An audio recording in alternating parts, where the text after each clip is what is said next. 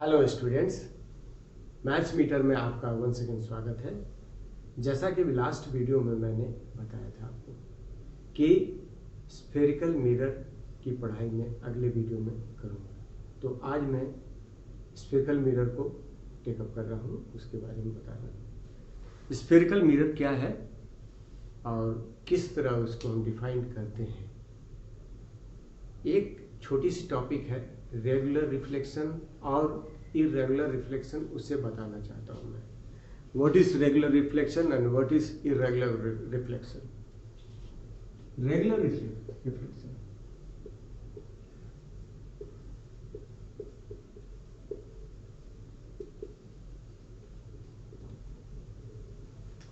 परिभाषा में तो मैंने बताया आपको कि bouncing back of the light in the same medium is called reflection. सही है, लेकिन उसमें भी दो पार्ट हैं। एक पहला है रेगुलर और दूसरा है इरेगुलर रिफ्लेक्शन। इरेगुलर रिफ्लेक्शन भी है। रेगुलर कहते हैं कि जब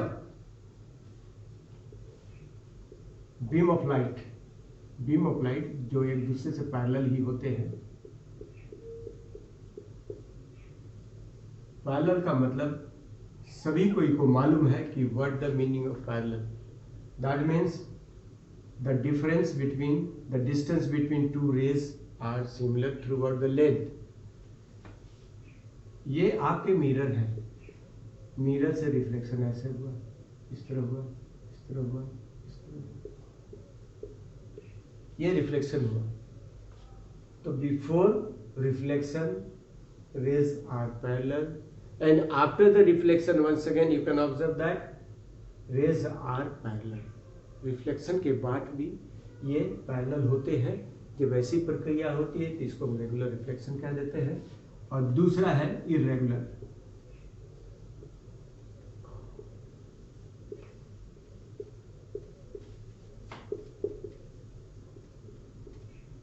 इरेगुलर रिफ्लेक्शन, इसे भी बताने के लिए मैं, कोई भी सरफेस है, ये प्लेन नहीं है, ये इस तरह का हम मान लेते हैं ऊबड़ खाबड़ सरफेस है।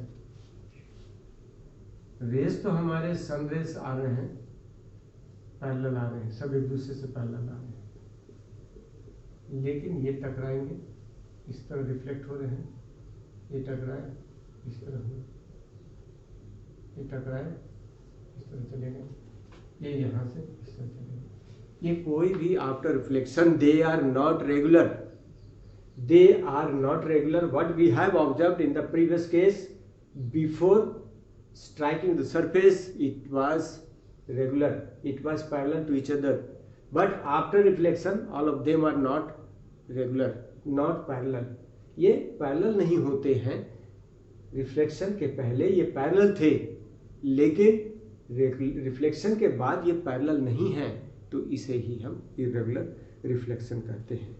यहीं तक जरूरी था आपको बताना, ताकि आप इसको दिमाग में रख सकें और आगे भी यूज़ हम करेंगे, बताएंगे। मेरा एम आपको न्यूमेरिकल्स, इमेज फॉर्मेशंस, इसको कराना है, क्योंकि इमेज फॉर्मेशन जानेंगे तब आप न्यूमेरिकल बनाएंगे। मुझे पूरा होप है आप लोग से कि आप लोग अच्छा करेंगे, आप लोग अच्छे स्टूडेंट्स हैं और मुझे पूरा विश्वास है कि आप लोग रिजल्ट अच्छा करेंगे। तो उसी क्रम में मैं आपको छोटे छोटे हिस्से में बताना चाहता हूं, जिससे आपको समझ भी आए और क्लियर भी हो जाए। Now coming two types of spherical mirror. Spherical mirror दो तरह के होते हैं, कनकेव मिरर, स्फेरिकल मिरर।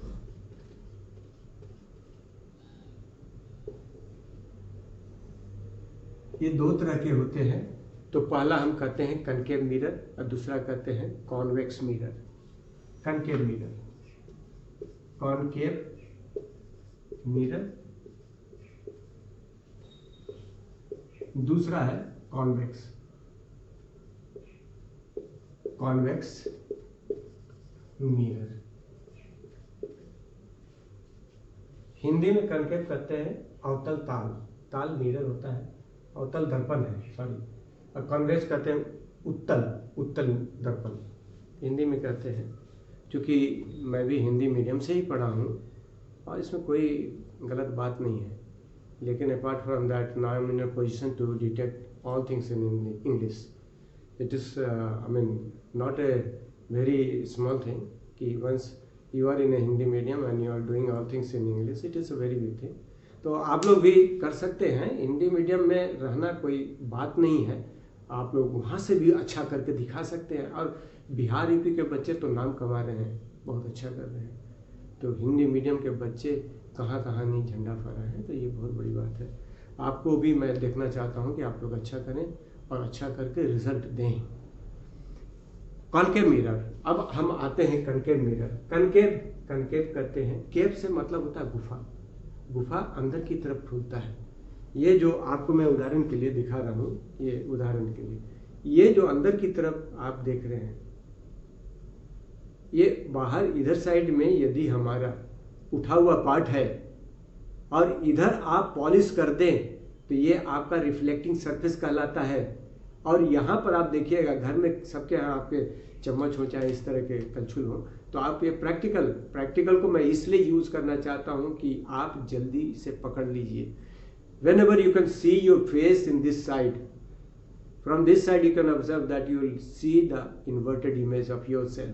आप इसको ऐसे करके देखेंगे जैसे, तो आपका उल्टा चेहरा इसमें दिखेगा इधर साइड में. यदि मिरर में आपको इधर पॉलिश किया हुआ ये उठा हुआ भाग है, इसको बल्जिंग आउटसाइड कहते हैं.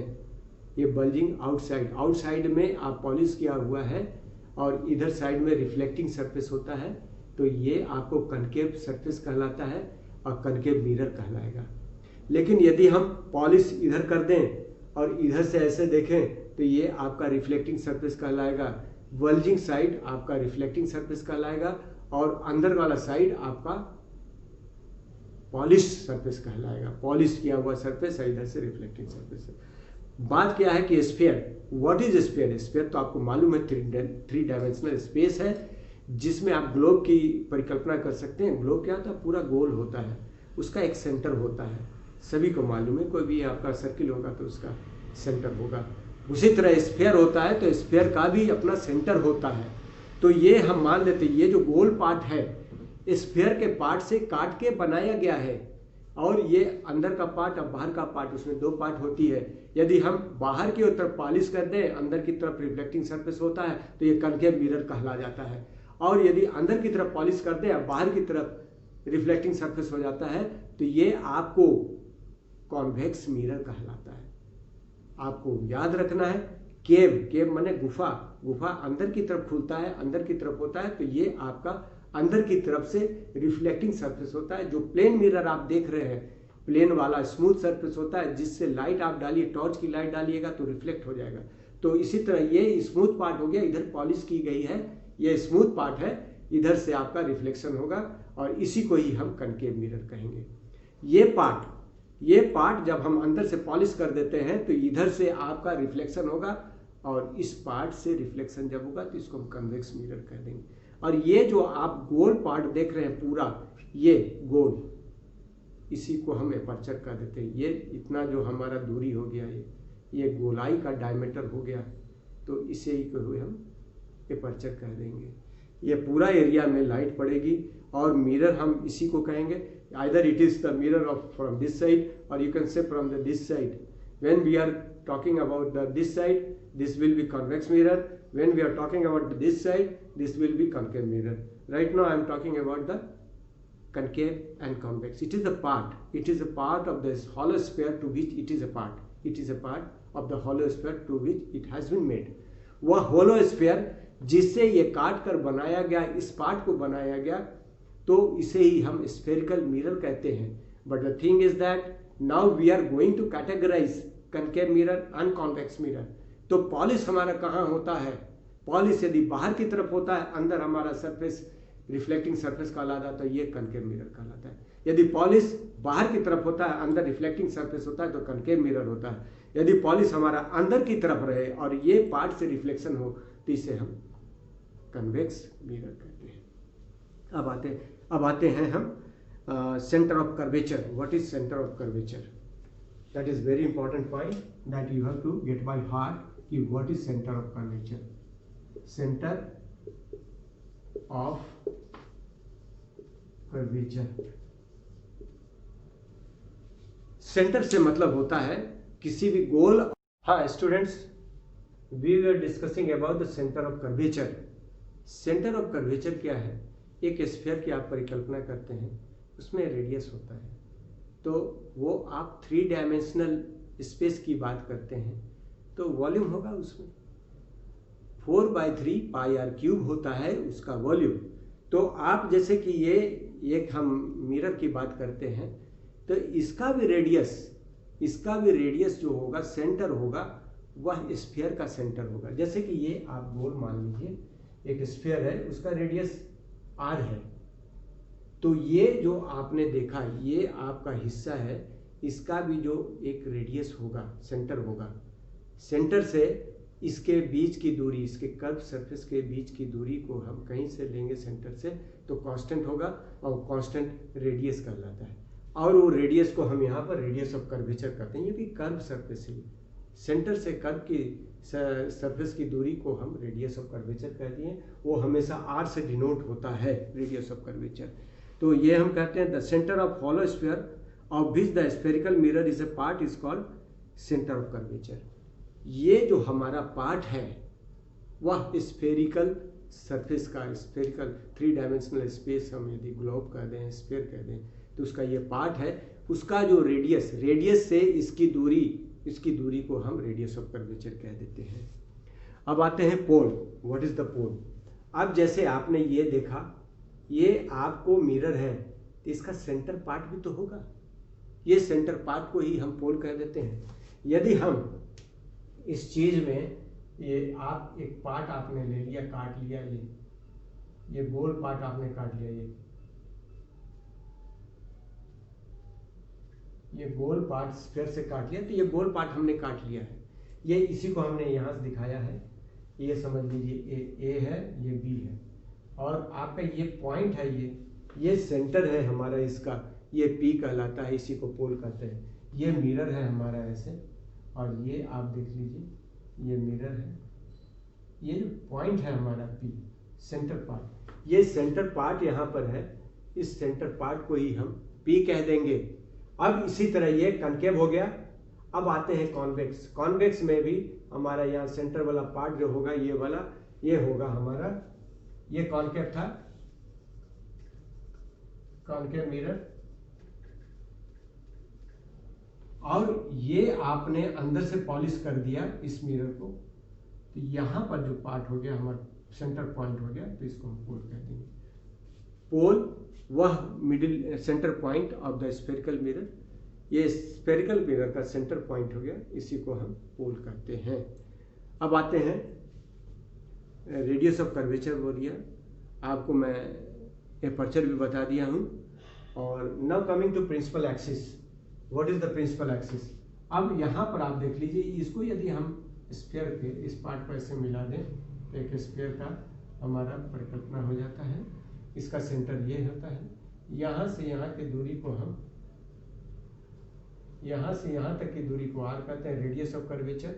इसको ओ कह दिए, ओ आपका सेंटर कहला गया, पी आपका पोल कहला गया। ये इस तरह भी यहाँ भी पी पोल कहला गया, वहाँ यहाँ से यदि हम यहाँ तक दूरी लेंगे हम, तो ये रेडियस कहलाएगा, रेडियस ऑफ कर्वेचर कहलाता है। Now an imaginary line,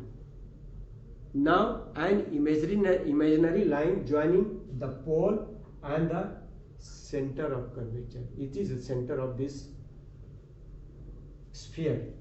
centre से पोल को मिलाने वाली इमेजिनरी लाइन को हम प्रिंसिपल एक्सिस कहते हैं। What is the principal axis? It is an imaginary line joining the pole and center of this sphere. ये मिरर का जो सेंटर ऑफ कर्वेचर है उससे मिलाने वाली लाइन को हम प्रिंसिपल एक्सिस कहते हैं। अब आते हैं principal focus. Now coming to principal focus. Principal focus किसे कहते हैं? सेंटर ऑफ कर्वेचर मैंने बता दिया, सेंटर ही हमारा सेंटर ऑफ कर्वेचर कहलाता है, क्योंकि ये हमारा जो मिरर है, मिरर एक पार्ट है स्फीयर का, और इसका भी सेंटर वही है जो मिरर का सेंटर है। इसीलिए इसी को ही हम सेंटर ऑफ कर्वेचर कहते हैं। और मिरर के सेंटर पॉइंट को, बीच वाले पॉइंट को ही हम पोल कहते हैं। पोल से इसकी जो मिलाने वाली इमेजिनरी लाइन होती है उसको हम प्रिंसिपल एक्सिस कहते हैं। Now principal focus. बच्चों, मेरा एम है कि आपको इमेज फॉर्मेशन बताएं और उससे रिलेटेड जो प्रॉब्लम है उसमें आपकी महारत हासिल हो, ताकि आप किसी भी कंपटीशन में अच्छा से फेस कर लें। क्योंकि ये इस एग्ज़ाम तो इम्पॉर्टेंट है ही, लेकिन आप एक एक स्टेप फूक फूक कर चलेंगे तो जिंदगी में अवश्य ही तरक्की करेंगे। कंपटीशन में, बहुत सारे कंपटीशन में इस चैप्टर से पूछे जाते हैं। एनटीपीसी है, बैंकिंग है, एमबीए है, एसएससी है, बहुत सारे एग्जाम होते हैं, उनसे पूछे जाते हैं। तो आप पहले से ही यहाँ तैयारी कर लीजिएगा मैथ्स की, साइंस की, तो अवश्य ही आपको सफलता मिलेगी। अब आते हैं principal focus. What is principal focus?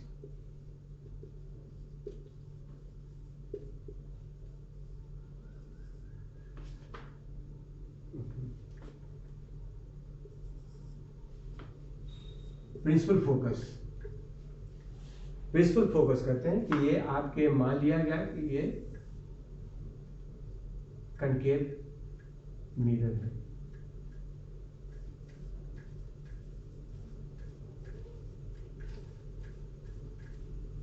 ये आपके कनकेव मिरर है। ये पोल है, एक लाइन, इमेजिनरी लाइन हम इस तरह ले जाते हैं।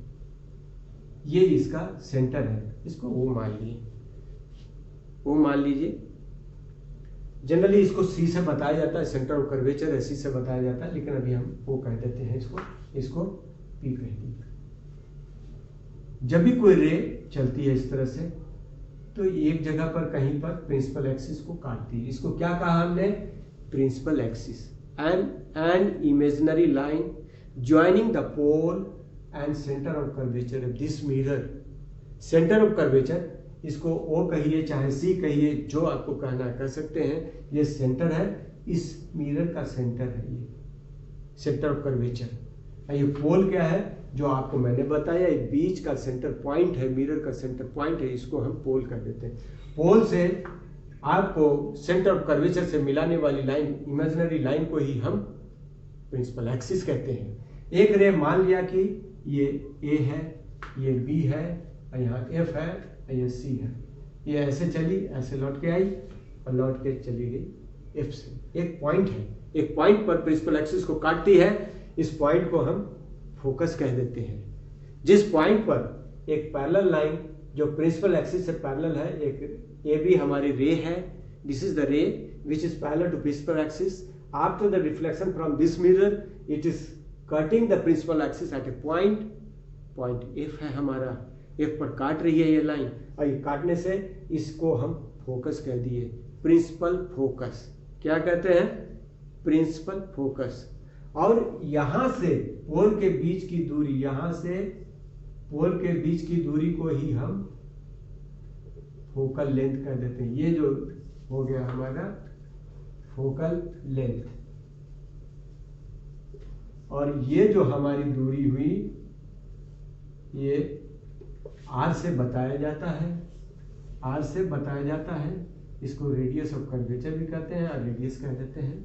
R हो गया ये रेडियस, और इनके बीच की दूरी को हम फोकल लेंथ कहते हैं। इसको स्मॉल f से बताया जाता है। यदि हम कॉन्केव मिरर की बात करते हैं तो कॉन्वेक्स मिरर में भी इस चीज़ को दिखाना उचित होगा, और उसे मैं कन्वेक्स मिरर में बताता हूँ किस तरह उसमें होते हैं। तो कुछ चीज़ें हैं जो आपको जाननी है। लेट यू नो कि what is happening in the case of convex mirror. ये आपके लाइन है, principal axis, this is called the pole and this is called the centre. Centre है जिसको मैं O से बता रहा हूँ फिलहाल, बाद में मैं इसको C से बताऊंगा कि C को हम सेंटर ऑफ कर्वेचर कह देते हैं। तो C कहना अतिशयोक्ति नहीं होगा, सही होगा। तो कोई भी लाइन यदि पैरेलल आती है तो ऐसे हम मान लेते हैं चली जा रही, लेकिन ये रिफ्लेक्ट होगी तो इधर ही रिफ्लेक्ट होगी, इधर नहीं जाएगी। लेकिन हम मान लेते हैं कि ये पीछे से यहाँ से होके गुजर रही है, ऐसे सॉरी यहाँ से नहीं, I am sorry for that कि what I have made here, ये ओ से नहीं जाती है, ये मान लेते हैं इधर से गई, इधर से, और ये ऐसे रिटर्न हो गई, और ये यहाँ पर कहीं किसी जगह पर कट कर रही है, तो इसको हम एफ कह दिए, इसी को हम फोकस कह दिए। This is the case of convex mirror. What is happening here, a rays is reflecting back in the same medium, on drawing this line to the back side, it cuts at the certain point of the principal axis and this is called principal focus। क्योंकि यहाँ पर cut करने का इधर उधर कहीं जगह नहीं है, ये लाइन को पीछे पढ़ाएंगे तो हमको पता चलता है कि यहाँ पर कट करी ये लाइन और ये लाइन यहाँ पर कट करती है, तो इसी को हम इस मिरर का प्रिंसिपल फोकस कहते हैं। क्या कहते हैं? प्रिंसिपल फोकस कहते हैं। और पोल से इसके बीच की दूरी को ही हम फोकल लेंथ कहते हैं। तो यहाँ तक तो आपको बताया मैंने। अब आगे आपको relationship between focal length and radius of curvature बताने जा रहा हूँ। अब स्टूडेंट्स, अभी जो मैंने जितना आपको बताया उतना का प्रैक्टिस आप करें, और प्रैक्टिस करने से ये होगा कि आपका कॉन्सेप्ट क्लियर हो जाएगा। अगले वीडियो में मैं relationship between radius of curvature and focal length को बताऊंगा। छोटी सी चीज है, लेकिन छोटी छोटी चीजें आपको कंपटीशन में एक नंबर तो दिला देगी, ये बहुत बड़ी बात है। और इस तरह हमारे वीडियो को आप देखते रहिए, आपको बहुत इजी करके मैं पढ़ाऊंगा और इजी करके समझाऊंगा, ताकि हर एक कंसेप्ट आपका क्लियर हो जाए। मेरे वीडियो को आप लाइक करिए, शेयर कीजिए और सब्सक्राइब करना मत भूलिएगा। Thank you.